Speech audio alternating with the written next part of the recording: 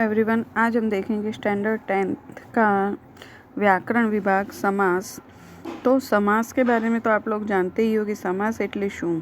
तो समास का मीनिंग ये होता है कि जुदा जुदा अर्थवाળા બે કે વધુ શબ્દો જોડાઈને नवो अर्थवाળો एक शब्द बने तेने समास कहे छे। मतलब दो शब्द जो होते हैं और वो अलग अलग उसका अर्थ बताया जाता है और उसमें भी अर्थ में भी दो से ज़्यादा अर्थ बनते हो तो उसको हम समास के नाम से पहचानते हैं। तो समास की अलग अलग 3 पद्धतियाँ होती हैं। एक तो है पद प्रधान समास, दूसरा है एक पद प्रधान समास और तीसरा है अन्य पद प्रधान समास। तो पहला हम देखेंगे सर्वपद प्रधान समास। तो सर्वपद प्रधान समास किसे कहते हैं? जेमा समासना बंने पद वाक्य साथे स्वतंत्र सीधा संबंध धरावता हो तेवा समासने सर्वपद समास कहे छे। मतलब दो समास है और दोनों समास के पद अपने तरीके से मतलब सीधे डायरेक्ट ही उसके साथ कोई संबंध उसके साथ जुड़ता हो उसे सर्वपद प्रधान समास कहते हैं। जैसे कि देखेंगे कि देश विदेश, तो देश साथे विदेश सीधा ही उसके साथ संबंध आ गया अपने। फिर उसके बाद है देश विदेश, तो उसका हम लोग बनाएंगे सेंटेंस। तो महानुभावो ते वखते हाजर हता। तो देश विदेश में महानुभाव जो होते हैं वो एक दूसरे के साथ हाजिर रहते थे, तो वो सीधा सीधा संबंध वहाँ पे हमें बताया गया। फिर सर्वपद प्रधान समास में देशना, तो देश विदेश के साथ हम देखेंगे तो देशना तो महानुभावों ने ते वखते हाजर हता और विदेशना मतलब महानुभावों ते वखते हाजर हता।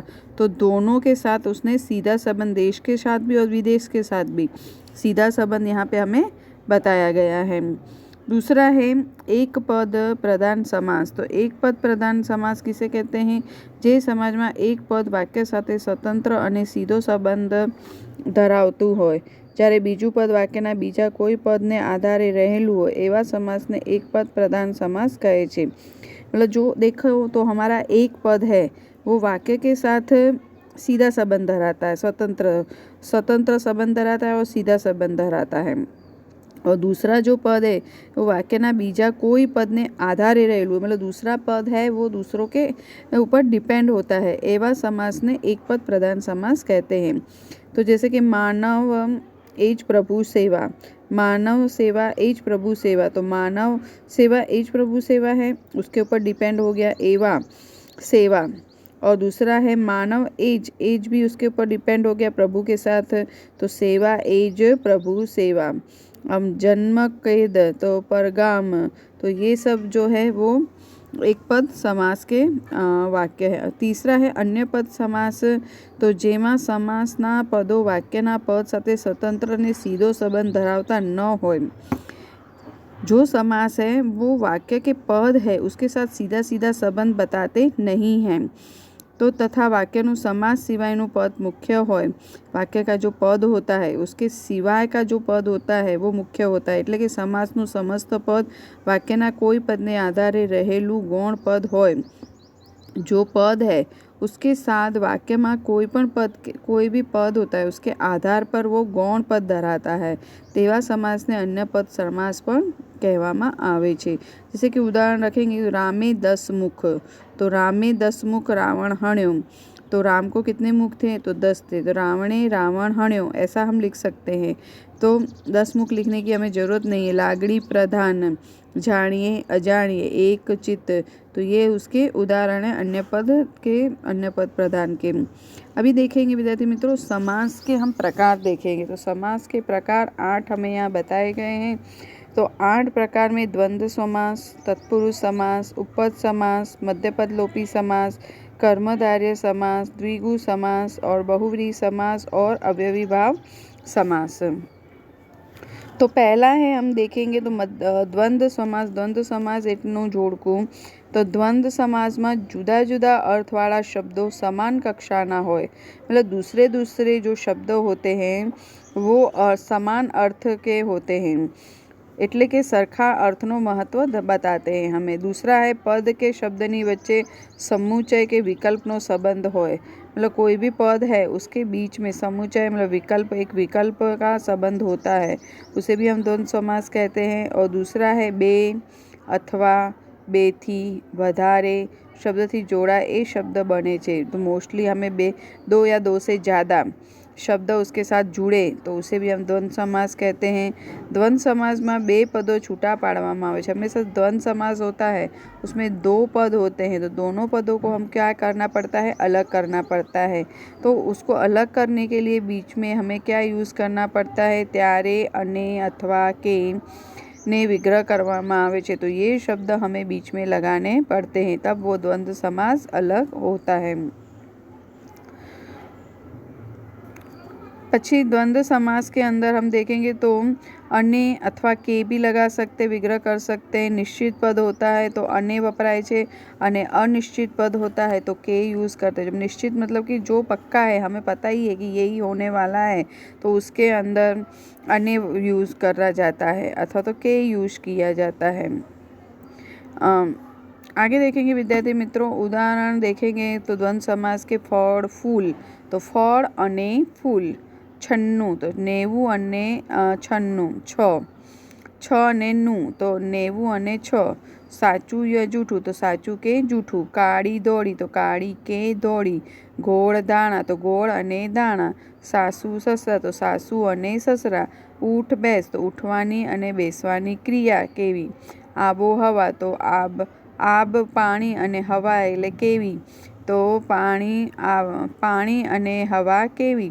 तो ऐसे भी द्वंद्व समास में एक दूसरे के साथ बीच में के, अने अथवा ऐसा सब चीज़ें लगा के हम उसे विग्रह कर सकते हैं। दूसरा पद है, दूसरा जो समास है हमारा वो तत्पुरुष समास है। तो तत्पुरुष समास में જ્યારે समासનો विग्रह करता बे पद वच्चेનો संबंध विभक्तिना प्रत्ययથી जोड़ाયેલો હોય, तो तत्पुरुष समास में हमें हमेशा ये याद रखना है कि समास में अगर हम विग्रह करते हैं तो विग्रह के बे पद वच्चे जो दो पद होते हैं, दोनों की विभक्ति एक दूसरे का साथ जुड़ी हुई रहनी चाहिए। दूसरा है तत्पुरुष समास में पूर्व पद करता उत्तर पद વધારે महत्वનો છે। पूर्व मतलब पहला पद है और उत्तर पद मतलब दूसरा पद। तो पहला जो शब्द आता है वो दूसरे शब्द से ज़्यादा मायने रखता हुआ होना चाहिए। तीसरा है तत्पुरुष समास में पदों विभक्ति संबंधी जोड़ाયેલા હોય છે, मतलब जो विभक्ति आती है उसके साथ जुड़े हुए रहने चाहिए। तीसरा चौथा है तत्पुरुष समास में पदों ने अर्थांत पूर्व और उत्तर पद वच्चे, मतलब पहला पद और दूसरे पद के बीच में प्रत्यय, अनुग, नाम योगी मूकीने विग्रह करवामां आवे छे। तो ये सब चीज़ों को भी हम ज्वाइंट करके भी उसको अलग कर सकते हैं। प्रत्यय के साथ, अनुग के साथ और नाम योगी के साथ उसे हमें अलग करना है।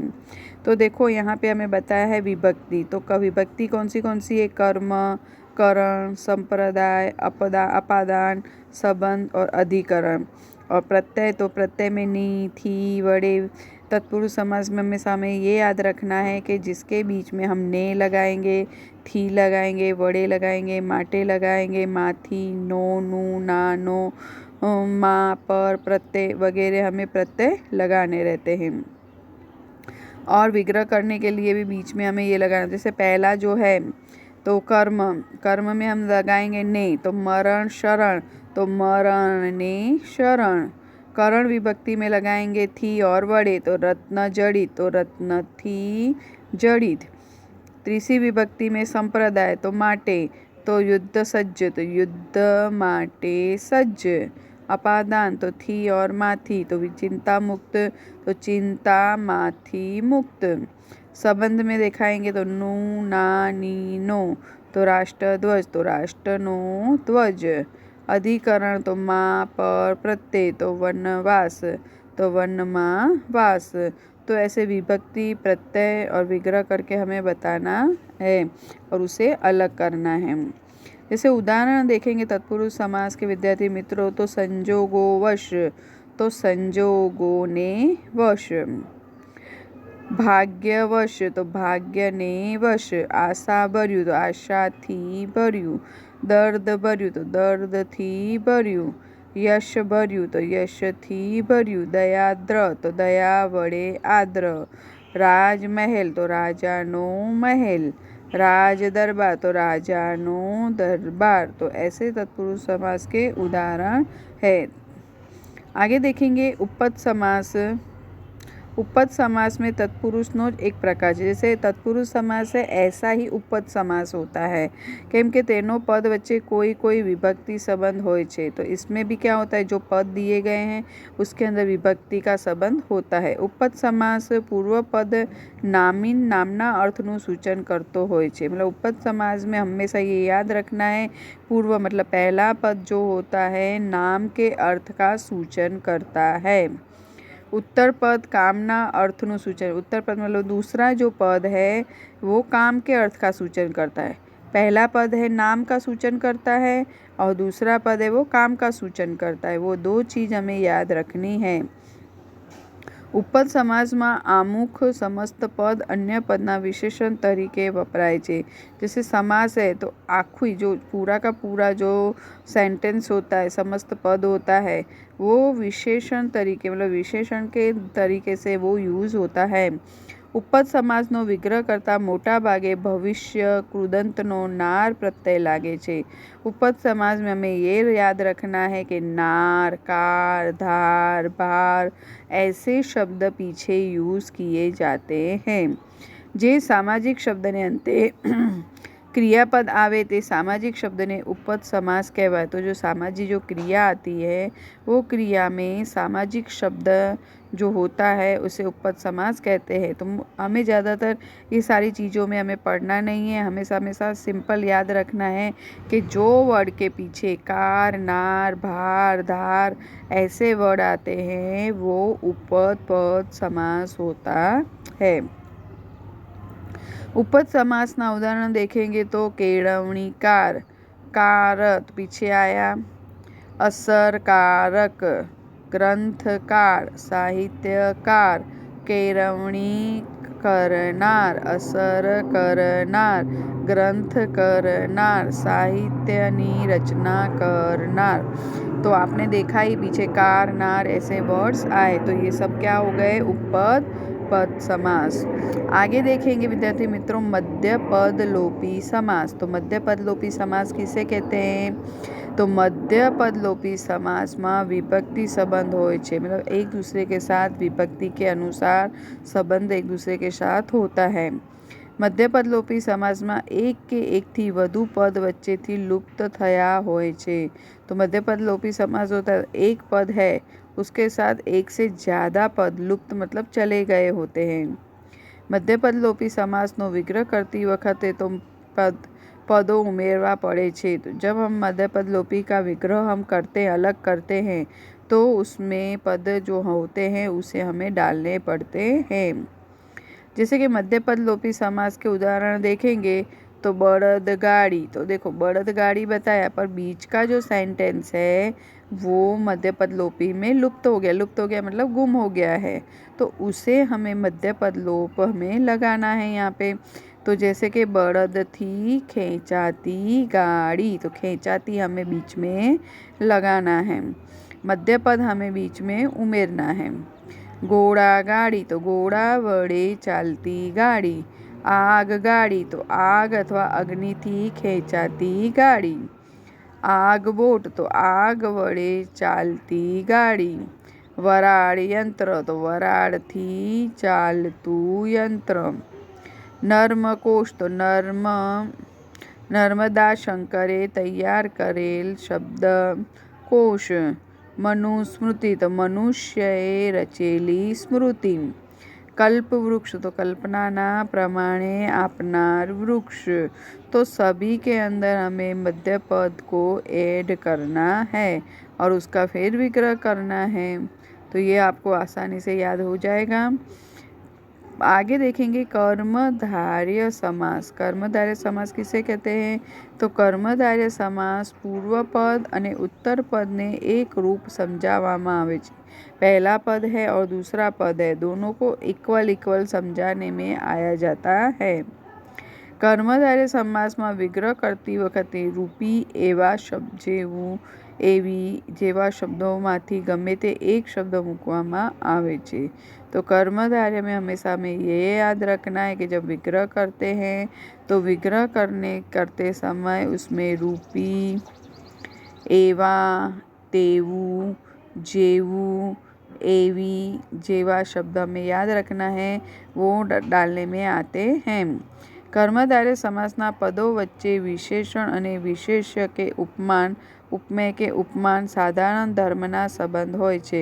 तो कर्मधारय समास में जो पद होते हैं वो विशेषण और विशेष्य के, जो विशेषण और विशेष्य दिया गया है उसके उपमान और उपमेय, और उपमान साधारण होता है और धर्मना संबंध के साथ उसे ऐड किया जाता है। जुदा जुदा अर्थवाળા બે શબ્દો સાથે મળીને એક अर्थ व्यक्त करे छे। अलग अलग शब्द वाले जो अर्थ होते हैं उसको एक साथ उसे बताया जाता है, तेने कर्मधारय समास कहवाय छे। ज़्यादा हमें ये याद रखना है कि कर्मधारय समास होता है उसमें रूपी, एवा, तेवु, जेवु, एवी ये शब्द हमें ऐड करने होते हैं। शॉर्टकट में यही हमें याद रखना है। तो उसका उदाहरण देखेंगे तो नीलांबर तो नील, एवु, अंबर। महादेव तो महा मोटा एवा देव। परमात्मा तो परम रूपी आनंद। महाराजा तो महावीर, या महोत्सव भी बोलते हैं। महर्षि तो महाबाहु अथवा परम मंगल। नवयुग तो नववधु, नवजोबन। पीतांबर तो नील कमल अथवा तो भ्रष्टाचार।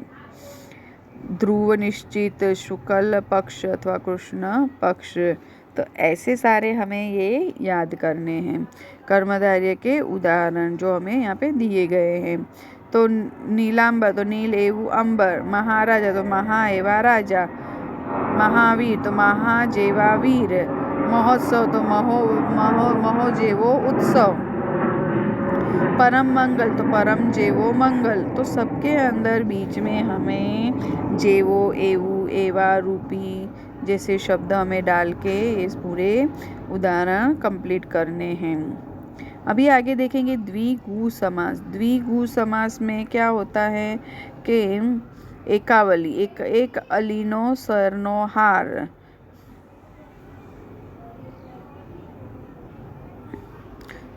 मतलब ज़्यादातर द्विगु में शब्द आते हैं 5, 7, 1, 6, 1, 2, 3, 4 ऐसे शब्द आते हैं, उसे हम क्या कहते हैं द्विगु समास के, जहाँ पे अंक आते हैं।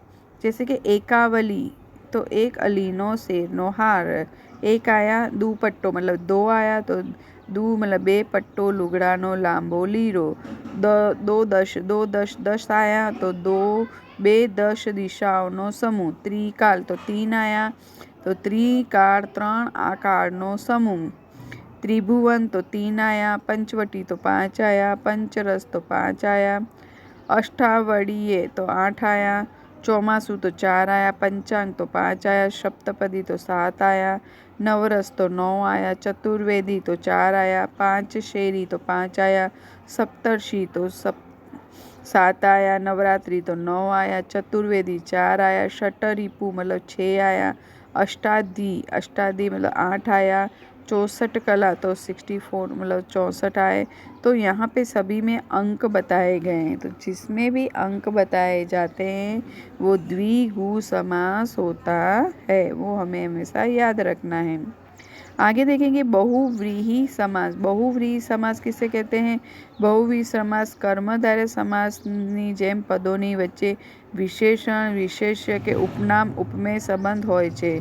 तो कर्मधारय में हमेशा हमें ये याद रखना है कि दोनों पदों के बीच में विशेषण और विशेष्य जो होते हैं वो दोनों उपमेय और उपमान होते हैं। बहुव्रीहि समास में तत्पुरुष समास के जैसे ही विभक्ति संबंध होवाથી जोड़ाયેલા હોય છે, हमेशा एक दूसरे के साथ जुड़े हुए रहते हैं। बहुव्रीहि समास में समस्त पद अन्य पदનું विशेषण बनતું હોય છે। तो सप्तपद जो होते हैं, 7 पद होते हैं, वो पदનું विशेषण अन्य मतलब विशेषण उसका बन जाता है। कर्मधारय અને तत्पुरुष समास बनने समास एक पद प्रधान समास है, मतलब एक पद को महत्व दिया जाता है। જ્યારે बहुव्रीहि समास में अन्य पद मतलब दूसरा जो पद होता है उसमें उसको प्राधान्य दिया जाता है।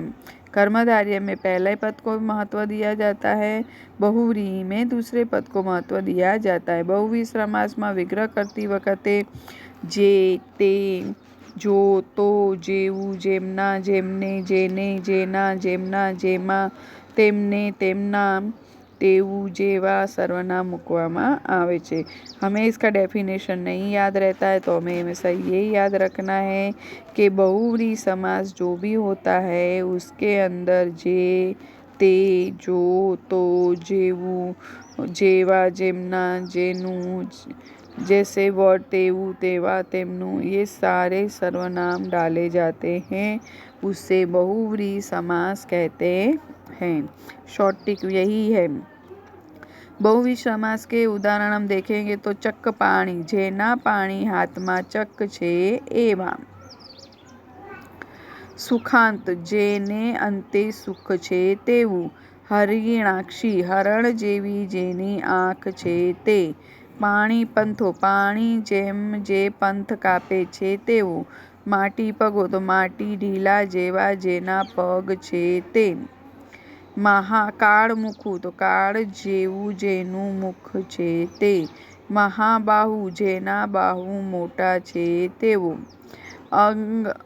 अंगम बुद्धि, जेनी बुद्धि अगाउथी जाने छे ते। तो ये है बहुव्रीहि समास के उदाहरण। अभी देखेंगे आगे अव्ययभावी समास। अव्ययभावी समास किसे कहते हैं? विभक्ति अने वचन में एक ज रूपे रहनारू। विभक्ति भी एक होती है और वचन भी एक रूप होता है। अव्ययभावी समास में पूर्वपद अन्य अव्यय प्रति यथा होय छे अने उत्तरपद नाम होय छे। जैसे अव्ययभावी समास पूर्वपद में पहला जो पद होता है वो अव्ययी होता है और प्रति और यथा आता है और उत्तरपद में दूसरा पद नाम होता है। अव्ययी भाव समास में समस्त पद क्रिया विशेषण अव्यय तरीके वपरातु होय छे। जो क्रिया विशेषण होता है वो अव्यय के नाम से जाना जाता है, तो उसे अव्ययी भाव समास कहते हैं। शब्दनी आगळ, हमेशा शब्द जो होता है उसके आगे यथा, प्रति, आ, हर, दर जेवा प्रत्यय लगाड़वामां आवेला होय त्यारे एने अव्ययभावी समास कहवाय। तो मोस्टली ये अव्ययभाव में हमें याद रखना है कि जो शब्द में आगे का डेफिनेशन नहीं याद रहता है तो कोई बात नहीं, बस हमेशा ये याद रखना है शब्द की आगे यथा, प्रति, आ, हर, कर जैसे प्रत्यय लगे हुए होते हैं, उसे अव्ययभावी समास कहते हैं। उसके उदाहरण देखेंगे तो देखो आगे आया यथा शक्ति, शक्ति प्रमाणे। प्रति आया प्रतिदिन, प्रति एक दिन। आ जन्म, जन्म थी मांडीने। आ जीवन, तो जीवन सुधी। हर रोज, तो दरेक दिवस। दर वखते, दरेक वखते। व्यथा मति, मति बुद्धि प्रमाणे। यथेच्छा, तो इच्छा प्रमाणे। यथास्थान, तो ये स्थान प्रमाणे। तो देखा आपने यथा, प्रति, हर, दर ये से वर्ड्स आए। तो ये था हमारा अव्ययी भाव समास। तो विद्यार्थी मित्रों, यहाँ हमारे ये जो 8 समास है वो आज कंप्लीट होते हैं। आपको सारे समास पढ़ने हैं और एक एक बार लिखना है और उसे याद करना है। थैंक यू विद्यार्थी मित्रों।